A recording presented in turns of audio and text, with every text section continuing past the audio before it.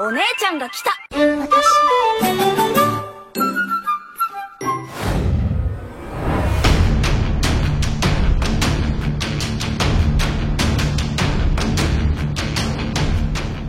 Halo, apa kabar semuanya? Salam kenal dan selamat datang di channel Playlist ID. Masih melanjutkan cerita bab terakhir manga Bleach, di mana saat itu di akhir chapter 542 kita diperlihatkan pada pasukan Vandenrai yang tengah berkumpul menunggu sebuah kabar penting dari sang raja. Well, tanpa menunggu waktu lama, sebelum kita lanjutkan ceritanya, pasang dulu sabuk pengaman dan segera bunyikan tombol loncengnya.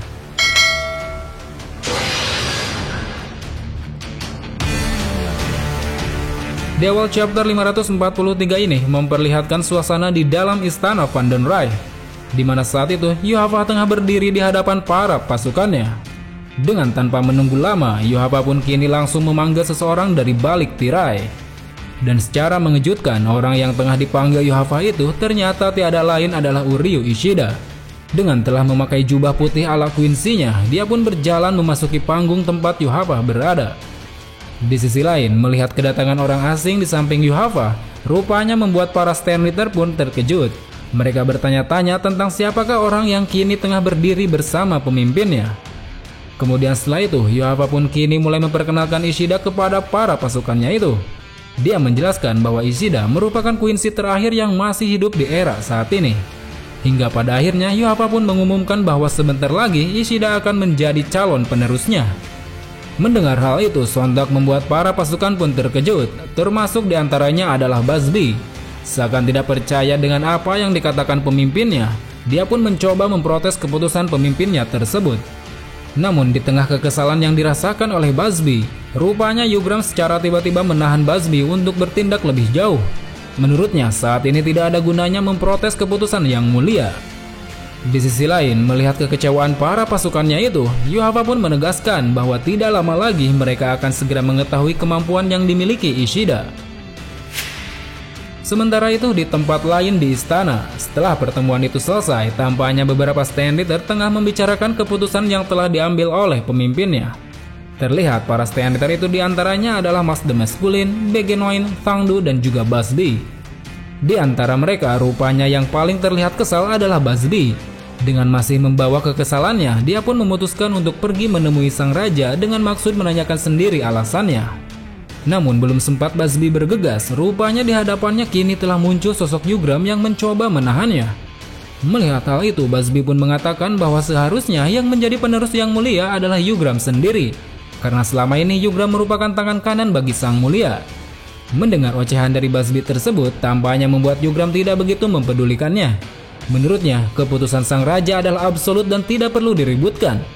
Seakan ingin meluapkan kekesalannya, Busby pun kini menantang Yugram untuk bertarung melawannya.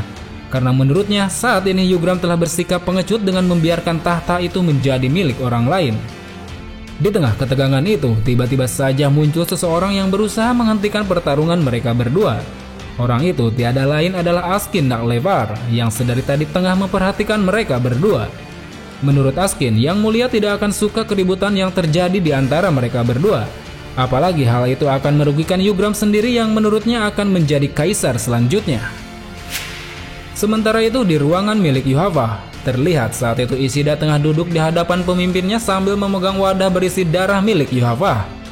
Dengan meminum darah tersebut, dikatakan bahwa kekuatan Ishida akan segera bangkit dan akan memiliki Strip A sama seperti Yuhava.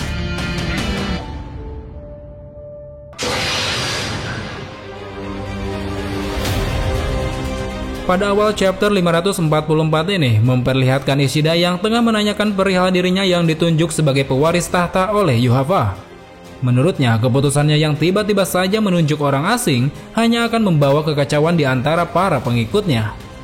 Mendengar hal itu, Yuhava pun akhirnya menjelaskan alasan mengapa dirinya memilih Ishida sebagai pewaris tahta.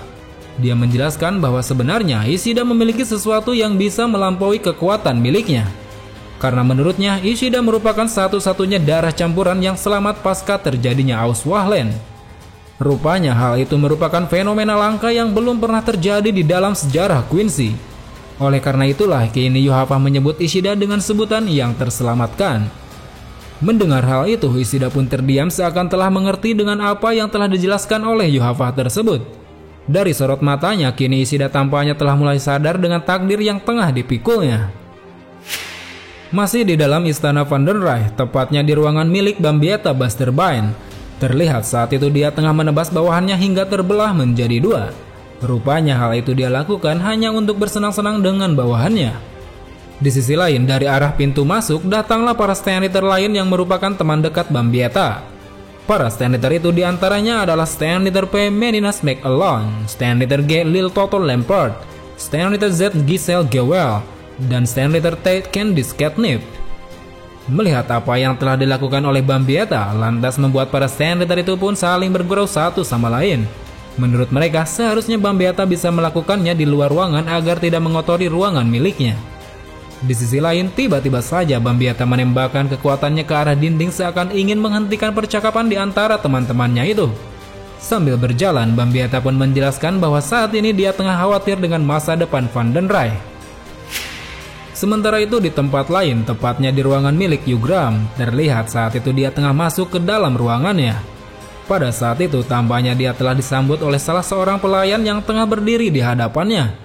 Rupanya saat itu si pelayan terlihat khawatir dengan keputusan yang telah diambil oleh sang raja. Menurutnya Yugram sebaiknya membicarakan kembali perihal keputusan itu kepada Yang Mulia. Mendengar hal itu, Yugram pun menjelaskan bahwa menurutnya Yang Mulia sengaja membuat para pengikutnya bertanya-tanya tentang keputusannya. Dengan ditunjuknya Ishida sebagai pewaris tahta, menurutnya hal itu akan membuat semua mata tertuju pada Ishida hingga membuatnya tidak bisa berbuat apa-apa. Dengan begitu, satu-satunya yang bisa Ishida lakukan hanyalah mengikuti keinginan Yang Mulia. Kita berpindah ke tempat lain, tepatnya di Hoikomundo. Terlihat saat itu Inoue tengah berjalan sendirian menuju suatu tempat yang telah ditentukan oleh Urahara. Tepat di depan sebuah pintu, muncullah Sado yang sedari tadi sudah sampai di tempat tujuan tersebut. Sambil menyambut kedatangan Inoue, Sado pun mengatakan bahwa kini semuanya telah berkumpul. Kemudian setelah itu, di dalam tempat pertemuan, kita pun diperlihatkan pada Urahara yang tengah meneliti sebuah alat pencuri bangkai yang telah dia dapatkan dari Kilge Opi. Menurut Urahara, untuk memastikan bagaimana cara kerjanya itu membutuhkan banyak waktu untuk bisa disempurnakan.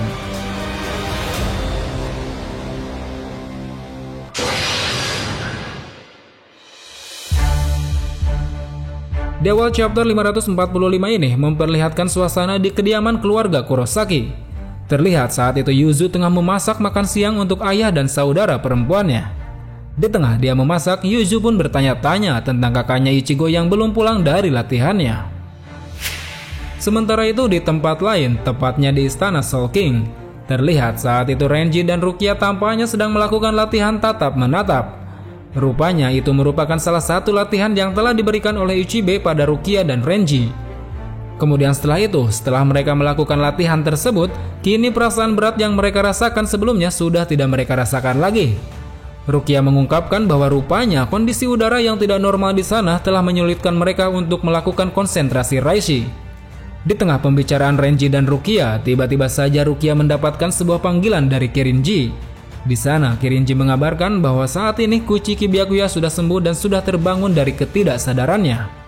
Mendengar hal itu, Rukia dan Renji pun kini terlihat sangat senang dan ceria, seakan merasa lega bahwa orang yang sangat berharga bagi mereka akhirnya telah selamat dari kondisi kritisnya. Kemudian setelah itu, dari arah pintu masuk, datanglah Ichibe yang menyapa kembali mereka setelah selesai melakukan latihan yang diberikannya. Melihat Renji dan Rukia yang tampaknya sudah mulai terbiasa dengan kondisi udara di sana, Ichibe pun mengajak Renji dan Rukia untuk berlatih bersamanya di dalam ruangan miliknya. Kita berpindah ke tempat lain, tepatnya di kediaman para anggota Vizard di dunia manusia. Terlihat saat itu Hiyori tengah menerima panggilan telepon dari Hirako. Tampaknya saat itu Hiyori tengah dimintai tolong oleh Hirako untuk melakukan pekerjaan. Belum sempat Hiyori mengiyakan, tiba-tiba saja telah datang sebuah paket ke kediamannya itu.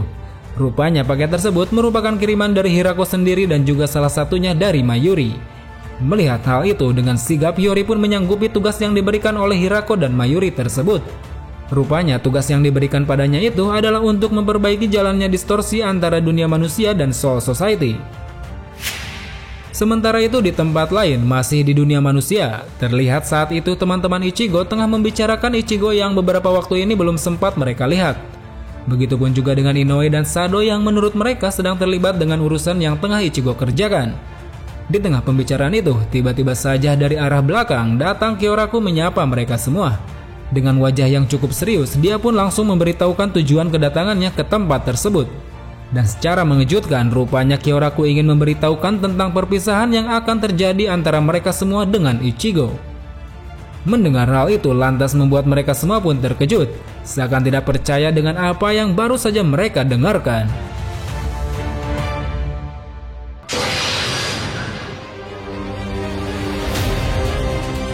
Pada awal chapter 546 ini memperlihatkan Keigo yang seakan tidak percaya bahwa dirinya tidak akan lagi bisa bertemu dengan Ichigo.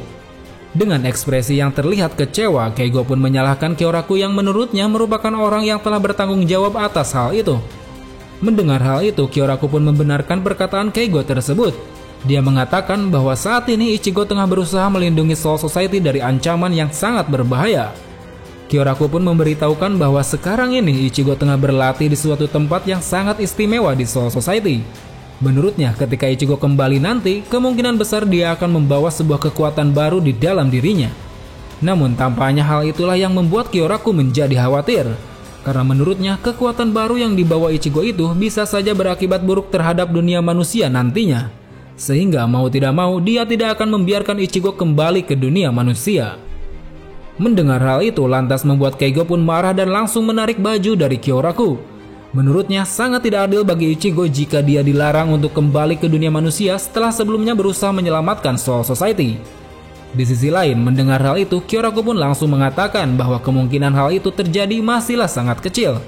Namun meskipun begitu, dia tetap ingin memberitahukan hal itu kepada teman-temannya Ichigo. Terlebih saat ini Kyoraku ingin memberikan sesuatu kepada mereka semua sebagai jaminan bahwa mereka masih bisa bertemu dengan Ichigo. Terlihat sesuatu itu ternyata sebuah tiket roh yang mana merupakan tiket untuk bisa pergi ke Soul Society secara bebas. Kemudian setelah itu di akhir perbincangan mereka, Kyoraku pun berjanji bahwa saat Ichigo telah kembali dari latihannya, dia akan segera menyuruh Ichigo untuk kembali ke dunia manusia terlebih dahulu. Sementara itu di tempat lain, tepatnya di Hoikomundo, terlihat saat itu Inoue dan Sado tengah beristirahat setelah sebelumnya berlatih bersama. Di tengah istirahatnya itu, Inoue mulai membicarakan tentang suasana damai yang saat ini tengah dia rasakan. Menurutnya sangat indah sekali ketika melihat Arrancar dan Shinigami bisa saling membantu satu sama lain tanpa adanya peperangan. Kita berpindah ke tempat lain, tepatnya di Seirete. Terlihat saat itu tiba-tiba saja dari setiap sisi muncul bayangan hitam yang entah dari mana datangnya. Dengan tanpa memberikan tanda-tanda sebelumnya, bayangan hitam itu pun perlahan bergerak seakan hendak menyelimuti Seirete. Dan secara mengejutkan, dari balik bayangan itu, kini muncul bangunan-bangunan asing seakan menggantikan bangunan-bangunan yang sebelumnya berada di sana. Tidak sampai di situ, dari atas salah satu bangunan yang baru muncul, secara tiba-tiba telah muncul sosok Yuhafa bersama dua orang tangan kanannya yang tiada lain adalah Yugram dan Ishida. Di sisi lain, melihat hal itu kini membuat para Shinigami yang berada di sana pun mulai kebingungan. Termasuk Akon yang saat itu tengah menyadari bahwa Seirete yang harusnya berada di sana kini telah lenyap. Sementara itu, di sisi lain, Yuhafa yang tengah berdiri di atas gedung markas miliknya kini mulai menceritakan sebuah legenda Kaiser Gesang kepada Ishida. Diceritakan bahwa Raja Quincy yang tertidur akan mendegupkan kembali jantungnya setelah 900 tahun, mengalirkan kembali pikirannya setelah 90 tahun, mengumpulkan kembali kekuatannya setelah 9 tahun, dan menguasai kembali dunianya setelah 9 hari. Kini dengan kepercayaan diri yang tinggi bersama para pasukannya, Yuhafa akhirnya akan memulai invasi keduanya.